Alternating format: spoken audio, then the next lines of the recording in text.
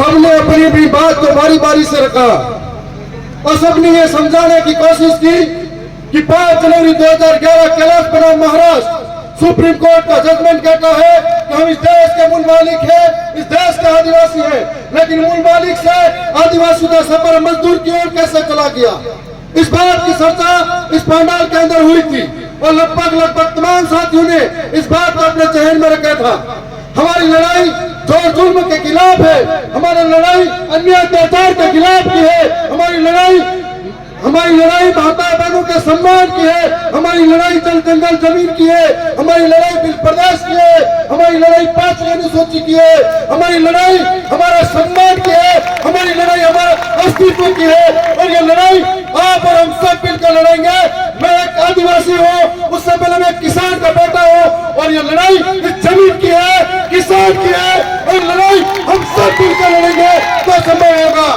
ये लड़ाई इस बात की है कि जमीन हमारी है, फसल हमारी है, मेहनत हमारी है, उगा के बना हम करता है, लेकिन भाव कोई और तय करता है। ये लड़ाई उस बात की है और इस बात को आपको समझना पड़ेगा।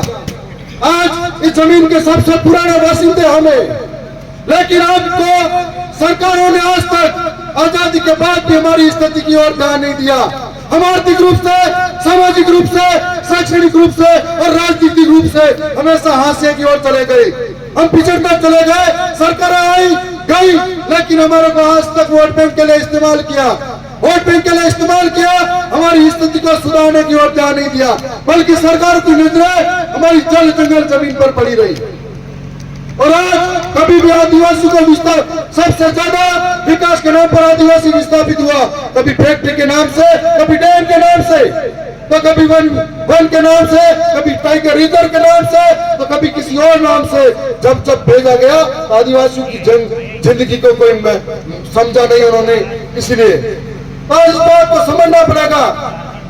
और हमारी जमीनें सुरक्षित रहेगी तो हम सुरक्षित रहेंगे, इस बात को समझना पड़ेगा। इस बात को भी समझना पड़ेगा कि आज तक सरकारें आई गई, हम लोगों ने हमारा कर्तव्य था जो निभाया था, लेकिन हम लोगों के लिए, नौजवानों के लिए क्या व्यवस्था इन सरकारों ने की थी। आज नौजवानों के लिए कोई व्यवस्था नहीं है, तो सबसे ज्यादा पलायन अगर होता है वो आदिवासी का होता है, सबसे ज्यादा अपनी भूखमरी का इलाका है तो वो यहाँ का है। तो हम लोगों को समझना पड़ेगा कि हमारे बुरे दौर में कौन साथ खड़ा है, हमारे बुरे दौर में कौन अच्छा है और हमारे लिए कौन लड़ता है, कौन बोलता है। संविधान के अंदर 12 अनुसूचियां हैं, 12 में से 5वीं अनुसूची सिर्फ और सिर्फ आदिवासियों के लिए दी गई है।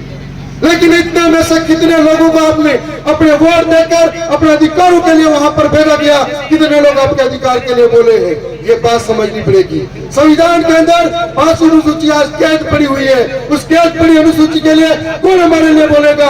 अगर नहीं बोलेगा तो हमारे लिए किस तरह की जमीनों के लिए हमारे लिए बेदखल किया जाएगा। अभी दादा बता रहे थे कि यहाँ पर फॉरेस्ट में 2,500 बीघा जमीन से बेदखल किया जाएगा। तो हम लोगों को समझना पड़ेगा। आज हम लोग तमाम लोग साथी हैं, वो इस विचारधारा के साथ आए हैं कि आप लोगों को जो हमको पार्टियों ने अलग अलग टुकड़ों में बांटा है, अलग अलग झोले झंडे पकड़ा के घुमा रहे हैं, अलग अलग जाति में, अलग अलग गोत्र में बांटा है। हम लोग सब ये कहना है, आओ हम सब एक हो जाए और एक खाकर इन हुकूमत का सामना करें, हुकूमत का सामना करके लड़े।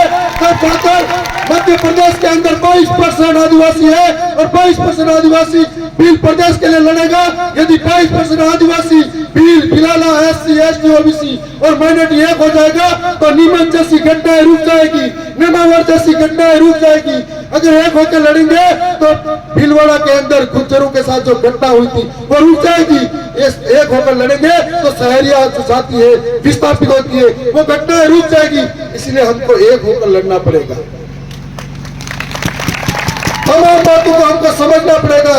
हम लोग आज एक गांव गली मोहल्ले में हम लोग ये विचारधारा फैला रहे हैं। हम लोग ये कह रहे हैं कि ये आजादी देश में तो हो चुकी है, लेकिन आदिवासियों के जल जंगल जमीन की गोरे अंग्रेजों से हुई, लेकिन काले अंग्रेज अभी भी जिंदा है, उनसे नहीं हुई। इसके लिए हमें एकजुट होना पड़ेगा। मध्य प्रदेश के अंदर 22% आदिवासी है, जहां पर OBC है, SC है, माइनॉरिटी है। यदि ये लोग एक हो जाते हैं तो हम लोग यहाँ पर भी हमारे लड़ने वाले लड़ाका निकाल कर वहां पर भोपाल में भेज सकते हैं।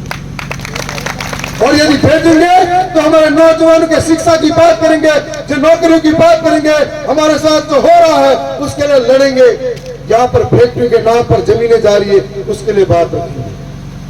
आज जरूरत है इस बात की कि देश के अंदर जहां जहां पर संघी और भाजपा की सरकार बैठी हुई है, चाहे वो मणिपुर का आदिवासी हो, चाहे वो मध्य प्रदेश का आदिवासी हो, चाहे वो महाराष्ट्र का आदिवासी हो, चाहे वो गुजरात का आदिवासी हो, चाहे वो राजस्थान का आदिवासी हो, चाहे वो छत्तीसगढ़ का आदिवासी हो, रोज जिंदगी सिसकियां ले रही है, रोज आदिवासियों को मारा जा रहा है। आखिर आदिवासियों की लड़ाई कौन लड़ेगा? सवाल इस बात का है। हमें इस बात के लिए लड़ने के लिए हम लोग धरने देते हैं, अगर किसी के साथ गलत होता है, ज्ञापन देते हैं, सड़कों पे जाते हैं, रैलियां निकालते हैं, लेकिन जब बारी आती है हमारे एकजुट होकर लड़ने की तो हम सब लीडर बन के अलग अलग संगठन में घुस जाते हैं। तो ये बात यहाँ गुना, बारा और आसपास के शिवपुरी जितने तमाम जिले हैं उनमें कहना चाह रहा हूँ कि लड़ाई कब लड़नी है, किसके सामने लड़नी है और किस वक्त इस पर चोट पहुंचानी है, इसको समझना पड़ेगा। और इसको समझने के लिए लोकतंत्र में पहले राजतंत्र हुआ करता था, अब लोकतंत्र है जनता का, जनता द्वारा जनता के लिए शासन। इस शासन का इस्तेमाल करना पड़ेगा। इसको करने के लिए हमारे वोट का अधिकार को समझना पड़ेगा और वोट के अधिकार को समझना पड़ेगा। हम लोग 5 साल तक सड़कों पर रहेंगे, धरना प्रदर्शन करेंगे, इससे बढ़िया है कि 1 लाख लोगों को आप सड़कों पर इकट्ठा करोगे, इससे बढ़िया एक व्यक्ति भोपाल की विधानसभा में पहुंचेगा, उस बराबर की बात हो जाएगी। तब आपकी आवाज वहां पर सुनी जाएगी, तब आप कहोगे वहां पर जाके सरकार के सामने, जो सरकार आदिवासी के दर्द को देख नहीं सकती वो अंधी है, जो सरकार जो आदिवासी के दर्द को सुन नहीं सकती वो बहरी है, वो गूंगी है, जो आदिवासी के दर्द पर बोल नहीं सकती, उसके सामने अपने कान के पर्दे खोलने वालों को भेजेंगे, तब हमारा समाधान शुरू होगा। और इसके लिए हम लोग, जो महावीर भाई गुर्जर ने एक बात कही थी कि ऐतिहासिक रूप से हम लोग एक थे, हमको बिखरा गया है, सामाजिक रूप से, सांस्कृतिक रूप से और धार्मिक रूप से बिखरा गया है, और ना के बराबर राजनीतिक प्रतिनिधित्व हमारा रहा है। तो इन तमाम बातों के लिए, जहां पर इस कार्यक्रम से बहुत कुछ सीखे हो आप लोग, बहुत कुछ समझे हो, तो आप इस बात को समझकर अपने अपने जहन में डालना है, अपने अपने घर पे करनी है और अपने अपने आसपास के लोगों को समझाना है जो यहाँ तक नहीं पहुंच पाए हैं। क्योंकि जब जब राजनीतिक प्रतिनिधित्व की बात आती है, इस इलाके के अंदर जहां मैं खड़ा हूं, जो विधानसभा है, 60% आदिवासी होने के बाद भी यहाँ पर राज कोई और कर रहा है। जिस इलाके में हम लोग खड़े हैं वह राज कोई और कर रहा है। और सुना है कि सहरिया अलग जाता है, सुना है कि भील मीणा अलग जाता है, सुना है कि बिलाल अलग जाता है, और सब अलग अलग जाते हैं। तो जितना कटोगे, जितना बटोगे उतना ही कटोगे, और जितना जुड़ोगे इतना सुरक्षित रहोगे। ये बात आपको कहना चाह रहे हैं। और आज तमाम बातों को सोचिए कि राजस्थान के अंदर, दक्षिणी राजस्थान का जो वैचारिक तूफान चल रहा है, उस तूफान के साथ चलिए, उस तूफान के साथ में जुड़िए और अपने हक के लिए, अपने न्याय के लिए बात करिए। मैं राजस्थान की विधानसभा में सदस्य हूं, उसके लिए धैर्यवाद विधानसभा की जनता और वहां के कार्यकर्ताओं का आभार और धन्यवाद करता हूं। लेकिन उस समाज से आता हूं जिस समाज से आप और हम हैं। यदि मेरे समाज में कहीं पर भी किसी के साथ भी अत्याचार होता है, अन्याय होता है, तो मुझ थावरचंद डामर को ऐसा लगता है उसके शरीर पे किसी हिस्से पर चोट पहुंचाई गई है, तो मैं आपसे वादा करके जाऊंगा कि जब जब मध्य प्रदेश के अंदर हो, चाहे कहीं और भी हो, आदिवासियों के साथ में चोट पहुंचाएगी तो राजस्थान की विधानसभा से या फिर कहीं पर भी जहां से भी होऊंगा, आपके लिए हमेशा आवाज उठाऊंगा। यह आपको विश्वास दिलाना है। चाहे लड़ाई किसान की होगी, मजदूर की होगी या नौजवान की होगी, चाहे लड़ाई शिक्षा की होगी, सबके लिए आवाज उठाऊंगा। अब मैंने सबकी बात सुनी, सबका किया, लेकिन अब बारी है कि हमें एकजुट के साथ साथ में शिक्षा की और अपने औलाद को बढ़ाने की। यदि वो शिक्षित होगा, पढ़ा लिखा होगा, तो अधिकारों को समझेगा, सरकार की योजनाओं को समझेगा, सरकार क्या चाहती है हमारे प्रति, और कौन सी नफरत भरी भाषा है या प्रेम मोहब्बत की, उसको समझेगा, और समझेगा तो हमें सुरक्षित करने में, महफूज रखने में मदद करेगा। और इन बातों को समझना पड़ेगा। हम लोग आए, कई कार्यक्रम मनाते हैं, बिरसा मुंडा की जयंती, अंबेडकर की जयंती, 9 अगस्त के कार्यक्रम, डीजे बजाए नाचे, लेकिन उन्होंने क्या योगदान किया उसको समझे ही नहीं। तो ये कार्यक्रम मनाने का क्या मतलब है? इन तमाम बातों को समझना पड़ेगा और संविधान को समझना पड़ेगा। हमको इतने सारे अधिकार दिए हुए, ग्राम सभा का प्रावधान दिया गया है, और हमें हमारे खिलाफ, हमें हमारे ही लोगों को लड़वाया जाएगा। जब आप शुरुआती संघर्ष कर रहे हो एकजुट होने का, तब आपके भीतर आपने अपने ही समाज के लोगों को आगे करके लड़वाया जाएगा, क्योंकि ये रीत पुरानी है, ये परंपरा पुरानी है। ये बिरसा मुंडा के समय की थी, ये महामानव बिरसा मुंडा और टंकिया मामा के समय में थी, और आज भी चली आ रही है। क्योंकि कुछ लोग समाज में स्वार्थी होते हैं, और आज के इस कार्यक्रम के बाद में ना उनको नींद आएगी कैसे तोड़ा जाए, कैसे रोका जाए। परंतु आपको ठान लेना है, विचारधारा का तूफान बंद नहीं होना चाहिए।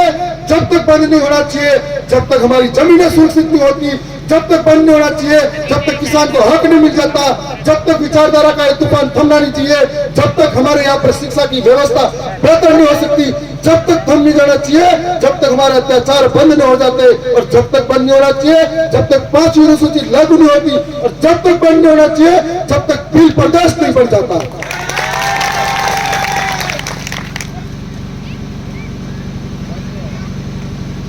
और साथ ही यहाँ के भाइयों ने एक एप्लीकेशन के माध्यम से मुझे अवगत कराया है कि करीना सहारिया का मुद्दा विधानसभा में उठाने थे।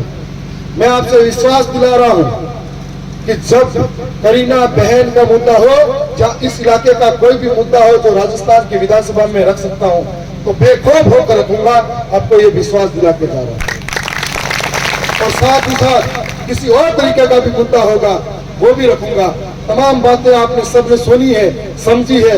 मैं उम्मीद करता हूं कि बहुत सारे लोगों को घर जाना है, सोचते होंगे लास्ट में बोलेंगे ठीक है पर अबे घरे भी जाऊं लेट मेरिया। तो मैं आप सबसे यही कहना चाहूंगा कि जितने समाज में पढ़े लिखे हैं, नौजवान हैं, और साथ साथ में जितने भी लोग हैं पैसों से थोड़े बहुत सक्षम है, आइए ये मौका है समाज को आगे ले जाने का। थोड़ा थोड़ा हिस्सेदारी अपनी निभाए, आर्थिक रूप से निभाए, सामाजिक रूप से निभाए, सांस्कृतिक और शैक्षणिक रूप से निभाए, और सब मिलकर अगर ये कारवां बढ़ाएंगे तो एक मुट्ठी बन जाएगी और एक ताकत बन जाएगी। फिर जोर जुल्म की लड़ाई में हम हमेशा जीतते आएंगे। और आज तक इतिहास रहा है कि आदिवासियों ने कभी हार मानी नहीं है। पहले तीरों से लड़े थे, अब कलम से लड़ेंगे, ये आपको कहना चाह रहे हैं। मैं तमाम साथियों का बहुत बहुत धन्यवाद करूंगा। आज के इस कार्यक्रम को जो आयोजन किया, जिसने यहाँ पर मदद की है, उन तमाम साथियों को धन्यवाद। मेरी ओर से आप सबको जोहार।